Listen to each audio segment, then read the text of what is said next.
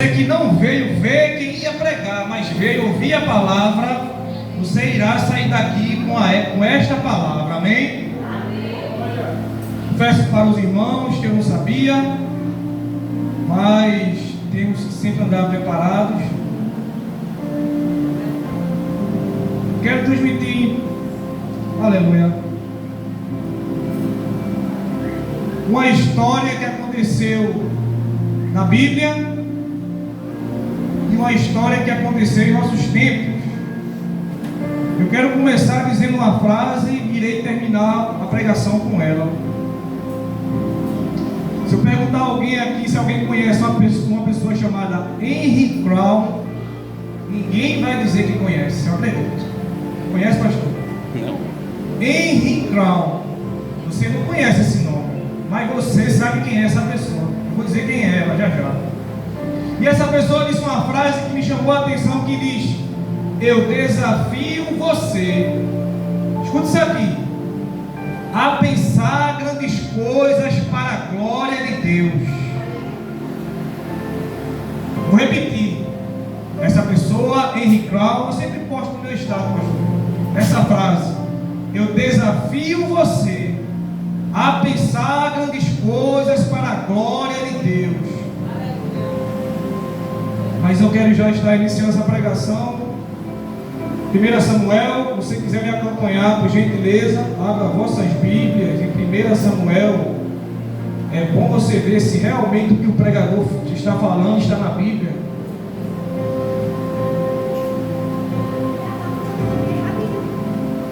Não é culto de doutrina, mas nessa noite você vai perceber, igreja, que na oferta, meu pastor, não é doutrina. Na oferta, Deus dá aquilo que você não tem. Escute isso aqui. E no voto, Deus dá aquilo que você pede a Ele.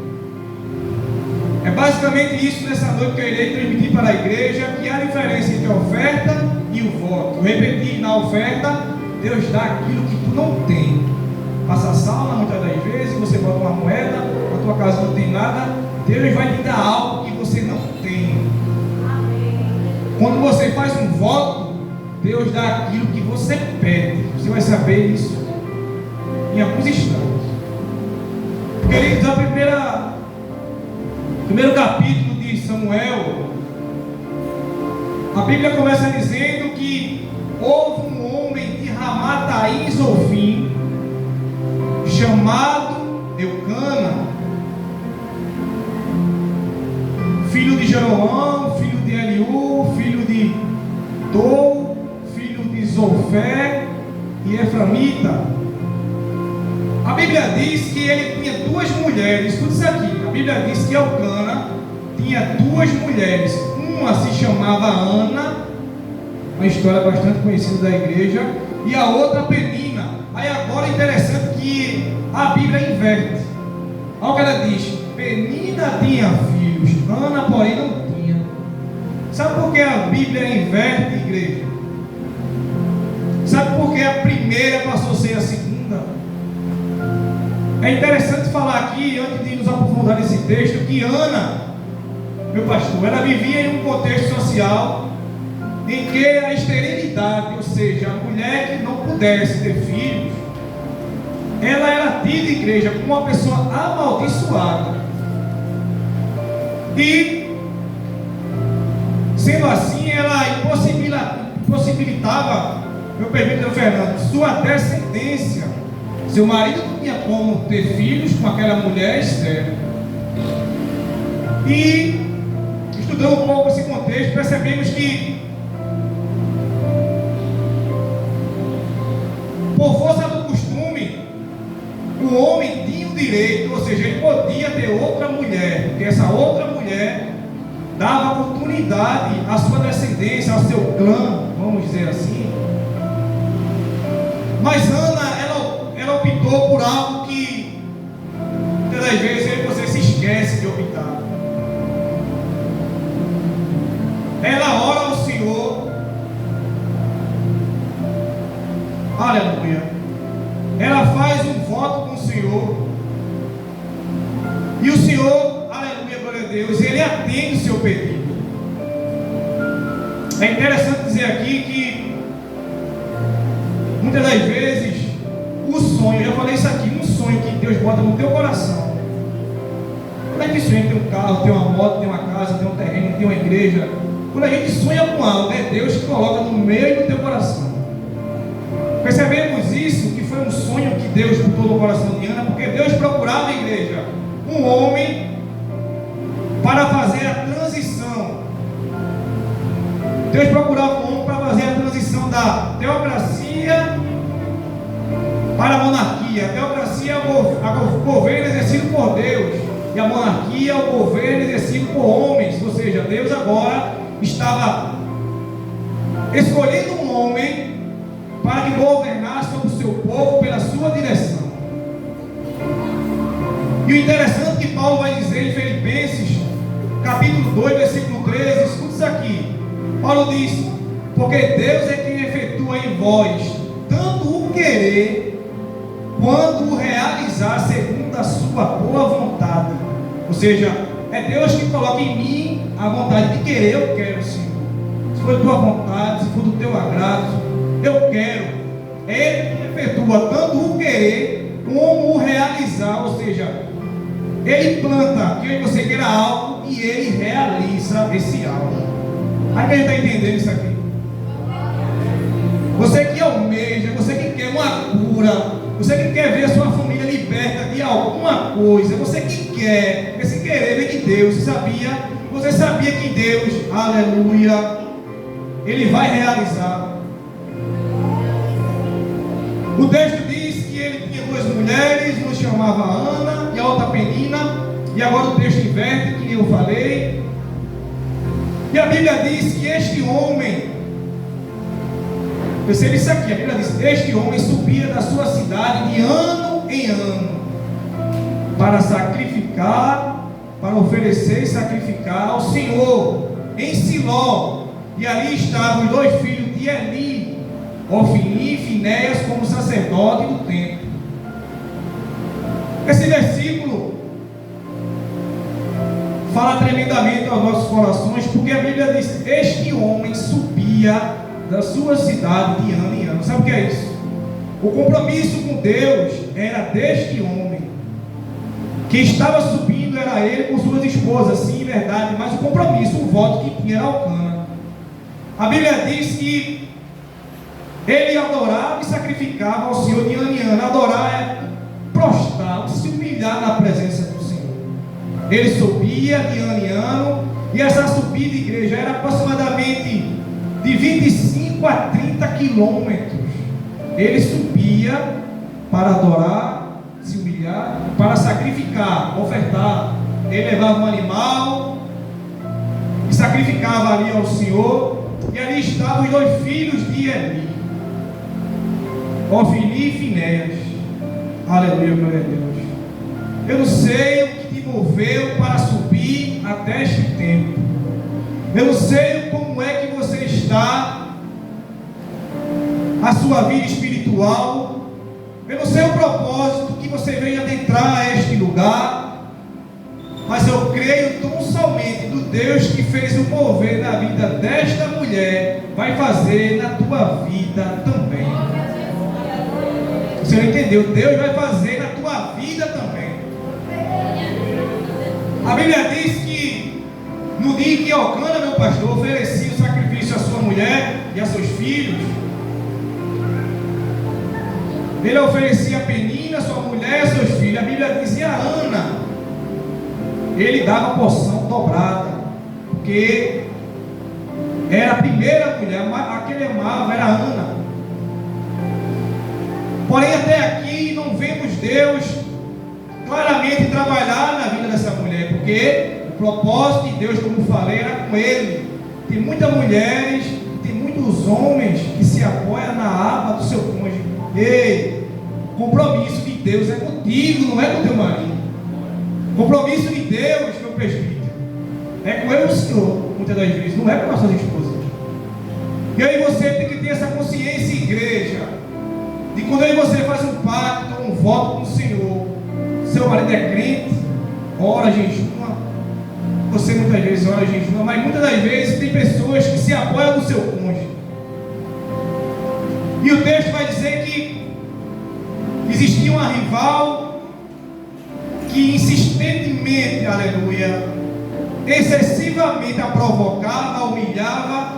E o verso 7 vai dizer que assim todas as vezes que ele subia de ano em ano para a casa do Senhor para adorar, a outra irritava.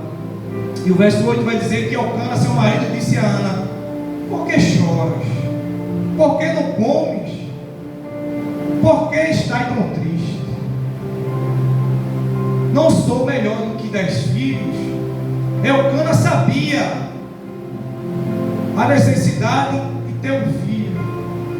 Aleluia, glória a Deus. O verso 5 vai dizer, escute isso aqui: Ana, porém, dava porção dobrada a Ana, porque amava, mesmo que o Senhor houvesse cerrado a madre. Então percebemos com isso que Deus cerrou a madre daquela mulher. Tem doença na minha e na tua vida, que é Deus que permite. Está na Bíblia. Foi Deus que cerrou a madre de Ana. Mas quando eu e você passa a meditar nesse texto, percebemos que uma mulher obediente subia de ano em ano para fazer um sacrifício, para adorar o Senhor. Do verso 1 ao verso 8, que eu acabei de proferir para a igreja, é só Elcana. Elcana subiu um monte, vai em direção ao templo e sacrificar o Senhor, e o compromisso que ele tinha era com o Senhor, e suas duas mulheres acompanhavam. Mas agora, do verso 9 ao verso 11, aleluia, Deus tem compromisso, irmã Jair, com quem tem compromisso com Ele. Você que está nos assistindo, se você tem um compromisso com Deus, permaneça no seu lugar, permaneça no seu ministério.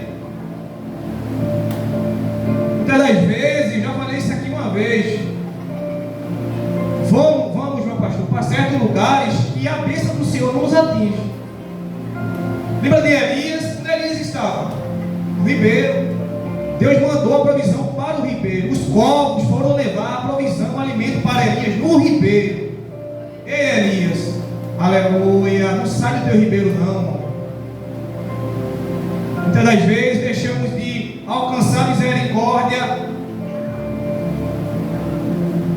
porque damos preferência ao homem, de pessoas deixando de seguir a Deus, seguindo a homem. É uma bandeira aqui que eu não me canso de levantar, essa.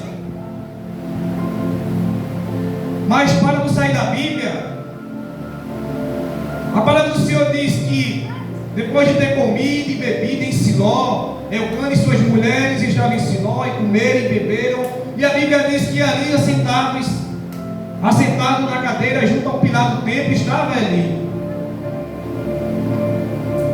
E o verso 10 me chamou a atenção, diz: levantou-se Ana com amargura de alma, orou ao Senhor, dizendo, verso 11, e fez um voto ao Senhor dos exércitos: se atentares para a aflição da tua serva, aleluia, glória a Deus, e te lembrares da tua serva e te não esqueceres, e lhe deres um filho varão ao Senhor, o darei por todos os dias da sua vida, e sobre sua cabeça não passa navalha. Eu falei que Deus tem compromisso com quem tem com Ele. Vou lhe explicar. Quando a Bíblia diz que ela orou, ela estava pedindo ao Senhor. E o verso 11, a parte de A, diz que fez um voto, é promessa. Ela prometeu algo ao Senhor. E ela promete algo ao Senhor, igreja, de algo que ela ainda não tem. Ela promete dar a Deus um filho, e esse filho serviria ao Senhor durante todos os dias de sua vida. É como que alguém quisesse ter um ônibus, vamos dizer assim, e dissesse: olha, Senhor, se tu me conceder, se for de tua vontade, esse ônibus vai ser para transportar, Senhor, os membros da igreja. É voto. Vamos dizer que Deus atende, que você tem esse ônibus, que você tem que cumprir o seu voto. No capítulo 2, no versículo 21, a Bíblia diz que Ana foi recompensada de uma rica maneira, que fora Samuel e igreja, ela teve 5 filhos. Você está entendendo isso? Por ela prometer algo ao Senhor que antes, outrora, ela não tinha. A Bíblia diz que o Senhor o abençoou com 5 filhos. Aleluia. Não pomos, vamos dizer assim, Deus simplesmente aprova com palavras, não. Muitas das vezes pomos prova a Deus, igreja, com nossas atitudes, com nossos atos. A palavra do Senhor vai dizer que, ao proferir isso, o verso 12, a parte A, já irei estar concluindo, vai dizer: demorando-se ela a orar perante o Senhor.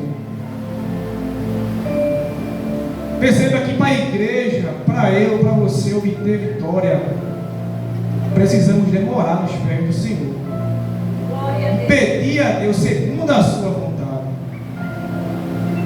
Em Tiago capítulo 4, versículo 10 vai dizer: humilhai-vos diante do Senhor e Ele os exaltará. É nos humilhando na presença de Cristo, que eu e você, igreja, alcança as misericórdias do Senhor. Eu tomei a liberdade de trazer uma ilustração de alguém que ela fez um voto com o Senhor e Deus o fez prosperar. Ana aqui, ela ia ofertar ao Senhor para o seu marido. A partir do momento que ela ia ofertar, como eu falei, Deus estava dando ao Elcana aquilo que ele não tinha. Mas a partir do momento que Ana fez um voto com Deus, aleluia, Deus deu aquilo que ela pediu. Eu não sei o que você está a passar e a pedir ao Senhor. Faça um voto com o Senhor nessa noite.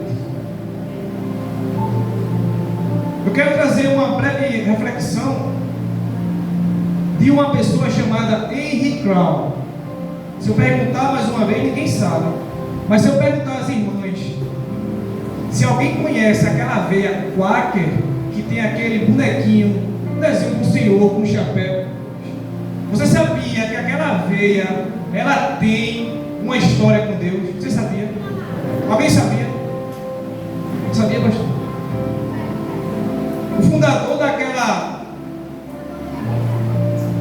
empresa. Alguém pode dizer: o que isso tem a ver com a pregação, meu irmão? Você vai ver o que tem agora. O fundador daquela empresa, ele tinha 9 anos de idade. Ele viu seu pai morrer de tuberculose. E ele tinha um desejo, um sonho de ser um pregador do Evangelho. Mas quando ele passou a ter 17 anos de idade, ele pegou a doença do seu pai, tuberculose.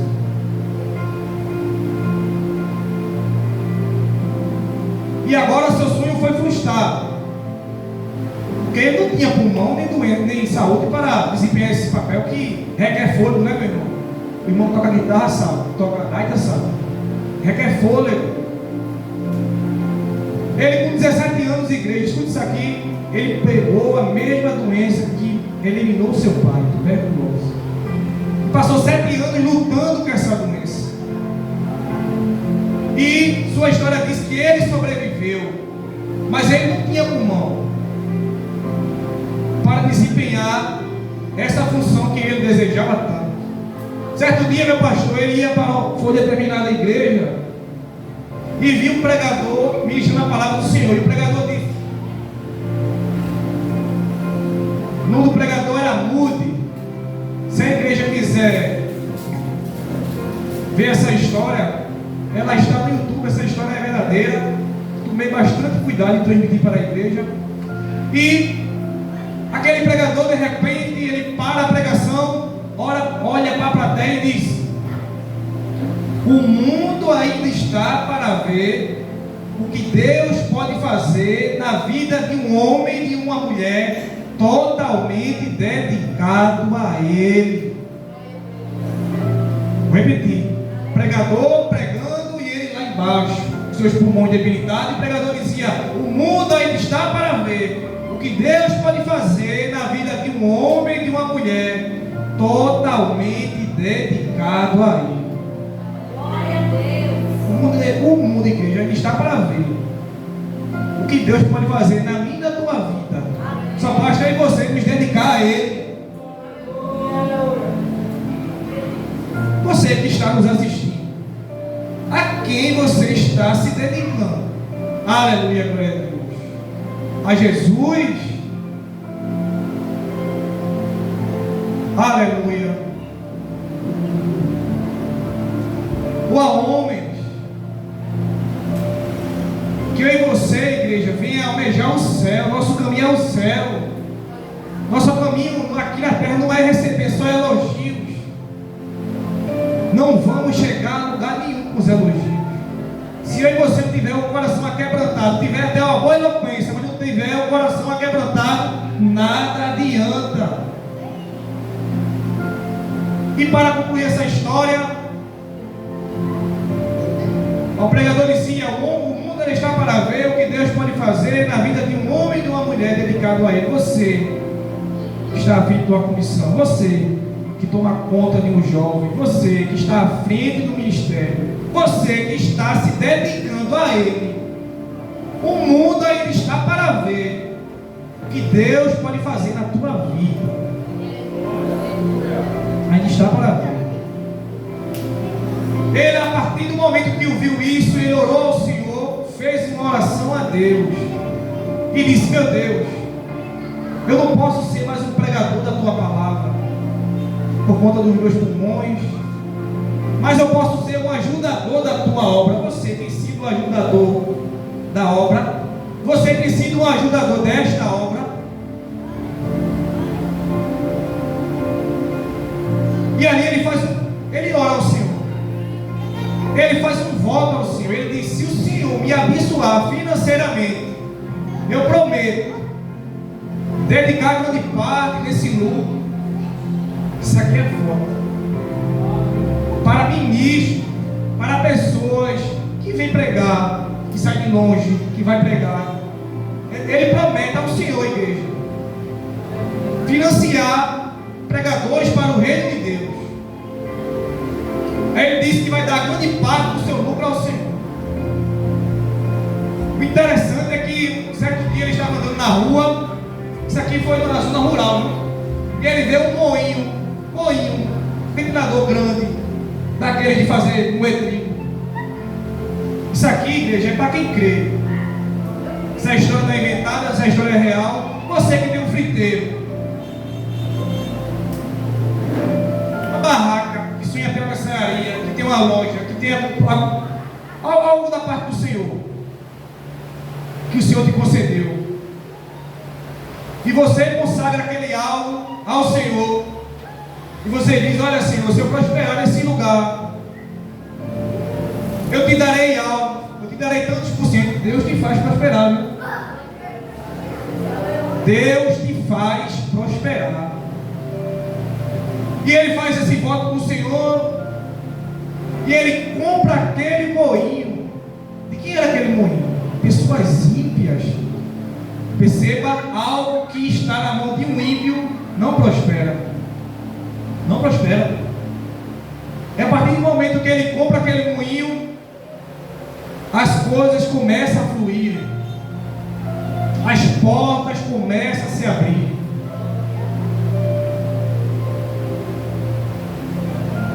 Aleluia, glória a Deus. Ele prosperou tanto, igreja. Ele coloca o nome daquele moinho de Quaker. Eu andei pesquisando o significado dessa palavra quaker, quer dizer pureza, integridade e honestidade. Quando eu e você andam com essas três coisas, aleluia, eu e você só tinha prosperado. Poucos sabem o que é isso. Muitos sabem o que é te criticar e me criticar.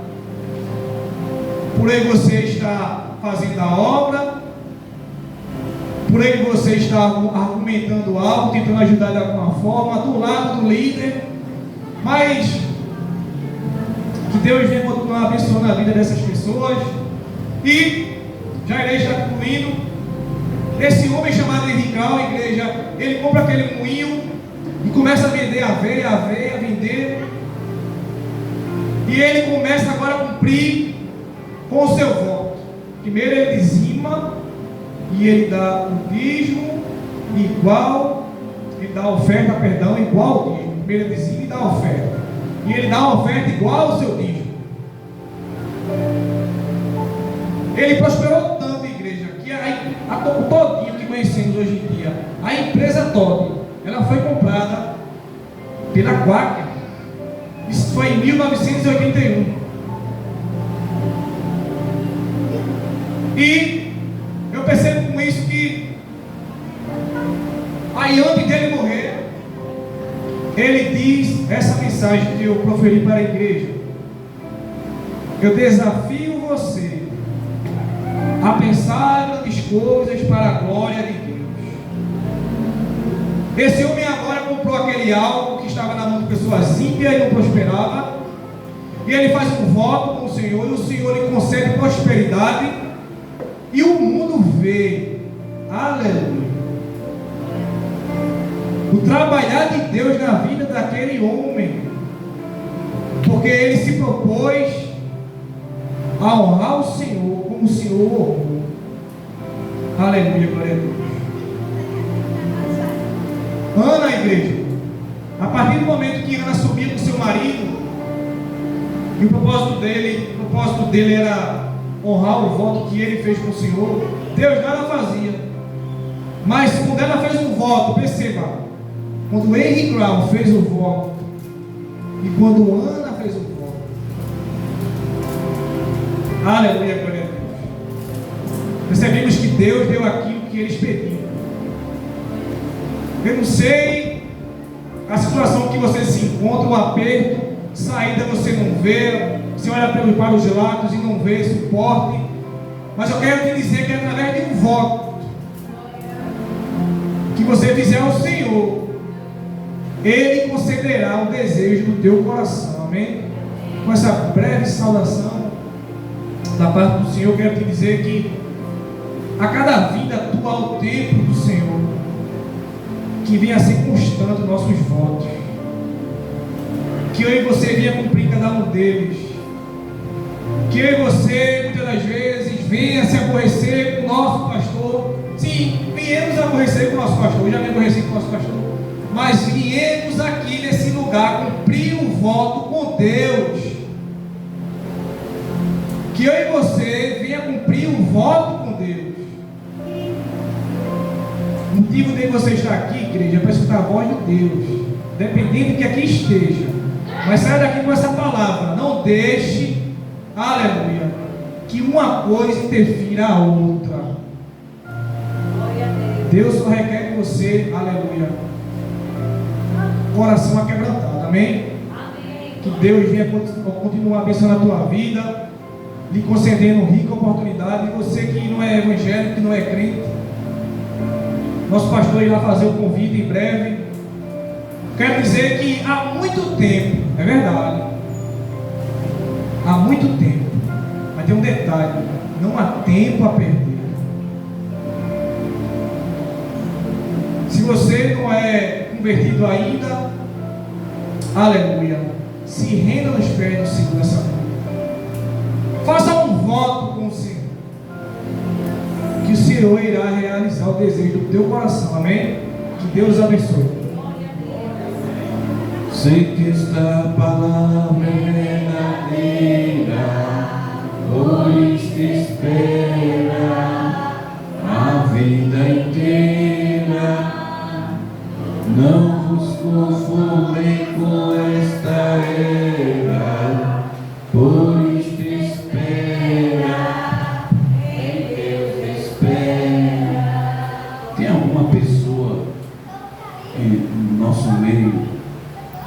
deseja, por livre e espontânea vontade, entregar-se a sua vida a Jesus, se tiver, vem até aqui à frente, nós vamos orar por você.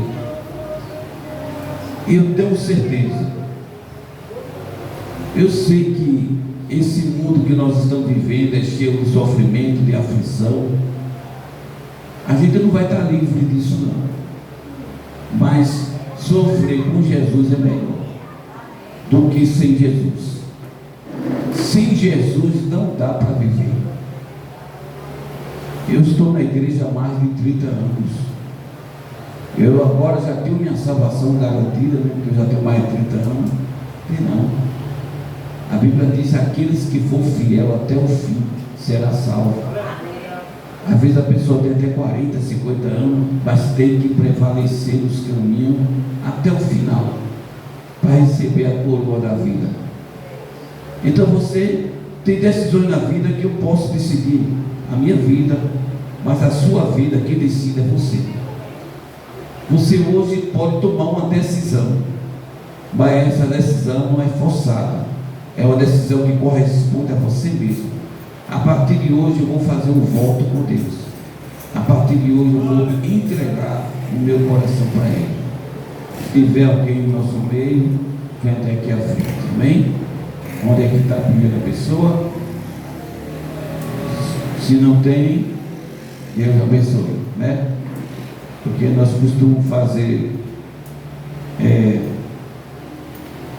um convite até no culto fúnebre, nós temos que fazer, né? Imagina dentro da igreja, né?